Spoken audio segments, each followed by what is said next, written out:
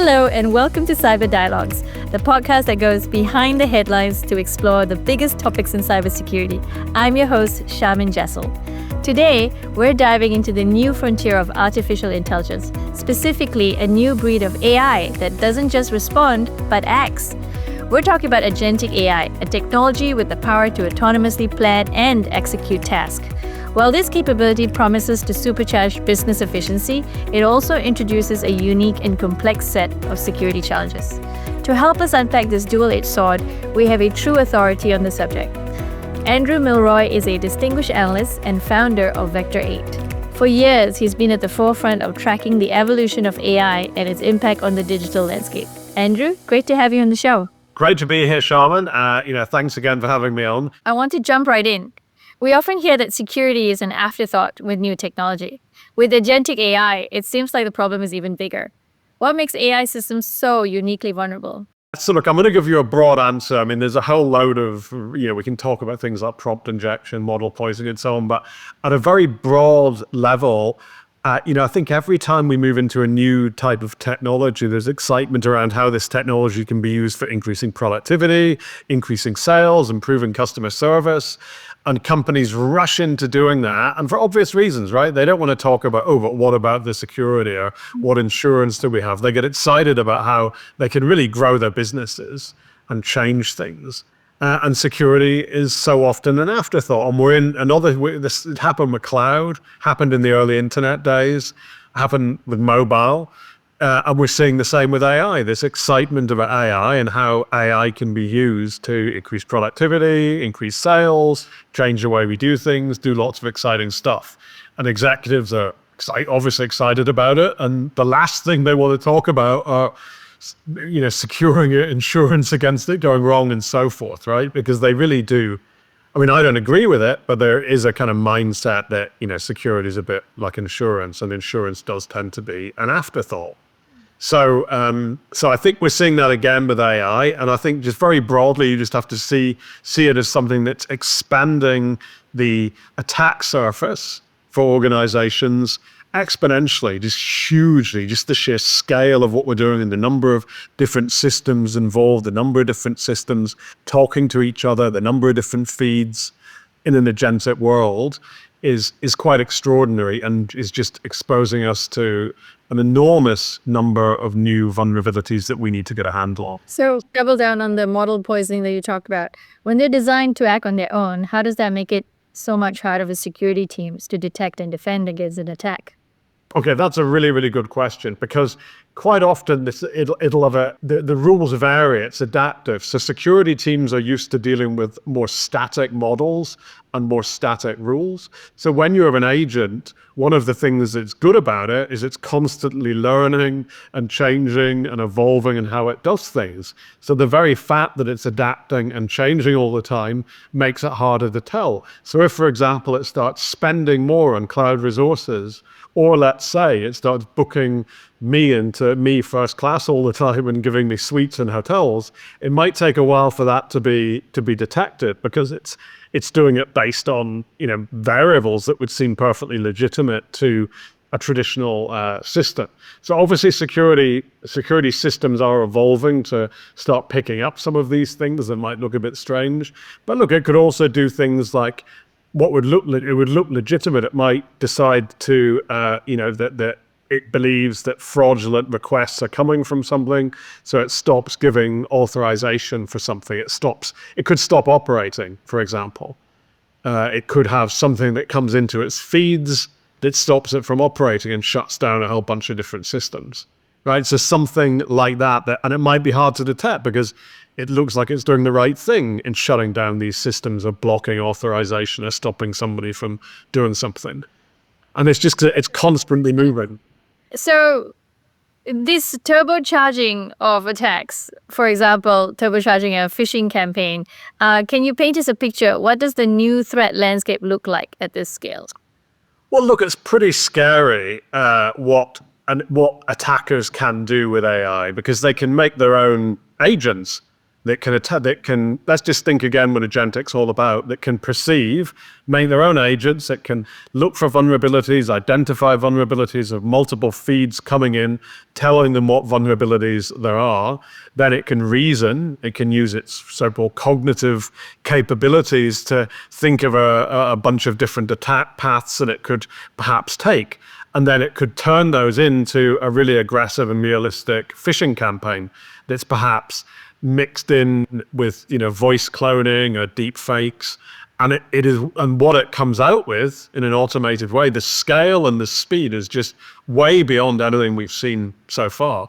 In the early days, phishing attacks were quite clearly manual. You could tell because of the spelling mistakes and the errors in them and so on, and how easy they were often to pick out. But today's phishing attacks, using these agents, are much, much more difficult to identify as phishing attacks than previous ones were. So I think all of these, kind of phishing tests that we have are going to be much, much more challenging, right? To tell which one is real and which one is not real for regular folks. But look, and the scale, just the number of attacks that it can try, and it can respond. So when you respond thinking, is the test out whether or not it is actually a phishing attack, that agent that the attacker has made can also respond to your attempts to validate or verify, right? So it can be very very well developed and very cunning in how it behaves, and it can constantly evolve, right? It's pretty scary potentially what AI can do for attackers. Evolve while being cunning, or the other way around. Yeah, be very seemingly very smart, right? Because if you just say, this is what we're aiming to do, you give it some clear instructions on what you want it to do, it can then reason, use data to come up with all kinds of different approaches. Is it all doom and gloom, or do you think that there's more positivity that can come out of this? I know you believe agentic AI can definitely be a powerful force for good. Yeah. In security. So where do you see the most promising applications for defense, like autonomous detection? Sure. Yeah. So agentic operations, right? So basically our SecOps become effectively an agent. So we have an agent that is able to, in incredibly fast, detect and respond to anomalies, to anomalous behavior, unusual patterns, and at the same time, continuously shift posture based on the threat environment, right? So it's able to respond much, much faster than ever before, to detect and respond much, much faster than ever before. And it's also able to change its posture, based on what is going on in the environment, based on the context in which it's operating. And this is really powerful, and this would be a really powerful kind of way of handling these agentic AI on the attacker side as well. So it addresses all kinds of issues around, the amount of time spent dealing with false positives, the need for highly skilled individuals to work as security analysts who, obviously make mistakes as well, right? So it really does help us close a lot of gaps. It can test our systems for vulnerabilities as well. So we can have agents that effectively red team for us. And can figure out where the biggest vulnerabilities are and then do something about it almost instantly, like super fast. I mean, it's the speed and the scale it's quite astonishing. So defensively, they're great. But look, in a bigger picture, as agentic's going to revolutionize the IT industry. I mean, I reckon it's going to be, I'm not the only one. I think a lot of people out there are convinced we're just at the beginning of a huge change to the way we do things. You talked a lot about the doom and gloom there, Andrew. Can you give us something more bright and chirpy? Well, the bright and chirpy of it is it can help us with security operations, right? So we can have agentic operations, which is a positive thing. It can close a lot of gaps, and it can strengthen the side of, the posture that a lot of companies have.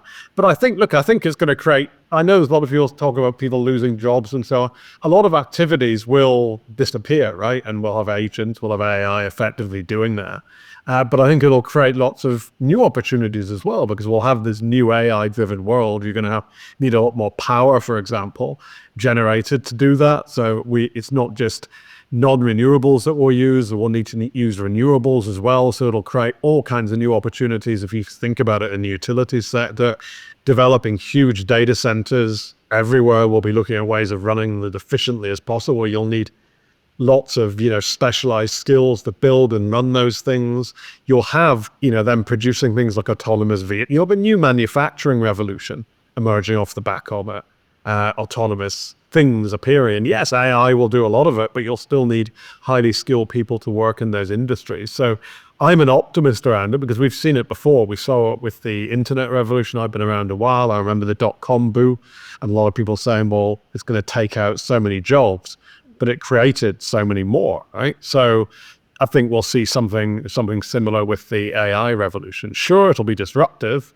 A lot of people will be concerned. Some businesses will vanish, but other ones will come out of nowhere. And I think I can get heavier on agentic. I think our industry is going to get disruptive. I think we're going to move into a post-software as a service world. I don't think commodity services that the SaaS players give us are going to be good enough anymore when you can actually always, by talking to your agent, create new little bits of functionality that can do things much better and keep your data much closer to you and customize, agents and little apps, little things, little pieces of code to whatever your specific needs are at a specific time. And I think the staff model doesn't do that. So I think I think our industry will be one of the first to be disrupted and transformed. So we'll move closer to the data stack, and we'll start having much more specific customized agents, right? Which will be the front end. SaaS will slowly move back. So the agents will be at the top of the layer. And slowly and gradually it'll start being eroded. Anyway, that's my take, and I'm not the only one who's thinking along those lines at the moment. I feel like the word agent is going to be more adopted in mainstream language as well. Don't you agree? I think so, yeah. I think it's one that's sticking. I remember hearing 18 months ago or so, and I wasn't sure, because you get all these terms that appear and seep in, some coming. I remember when SaaS came out, like, is software as a service really going to stick as a term? But it has, right? Or even cloud in the early days, but it has. But there are others that haven't. Like, I know maybe metaverse will, I don't know, or information superhighway, right? Wasn't around for very long as a term. It's 1997, wasn't it? It was in the late 90s, that's right. It was in the late 90s, but certain terms stuck and other ones didn't. And I think that, micro, I'm trying to remember now, you have to go way back. But yeah, there are some that stuck and some that didn't. And I think agentic looks like it is sticking. I mean, LLMs, anyway, we could go on. There's some, we could sit and predict which ones we think will stick and which ones we think will disappear. Well, thank you so much, Andrew. I thought that was very insightful, and I know we went off topic, but of course, when you're excited and passionate about what you talk about, what you do, you tend to go off topic. But thank you. I thought that was a lot of fun. Yeah, it's been great, Sharm. I'd really enjoyed it, and I'd love to talk a lot more. I know there's a lot of topics that we haven't discussed that we could talk about, and maybe when we next catch up, we can talk more about this stuff, because I really do think it's going to, change a lot in our lives and all aspects of our lives over the next few years. Of course. Thank you, Andrew. Take care. You're most welcome. Cheers. Thanks, everyone, for tuning in. Join us again on Cyber Dialogues, brought to you by Palo Alto Networks, as we continue to explore the ever-changing landscape of cybersecurity across the Asia-Pacific and Japan region.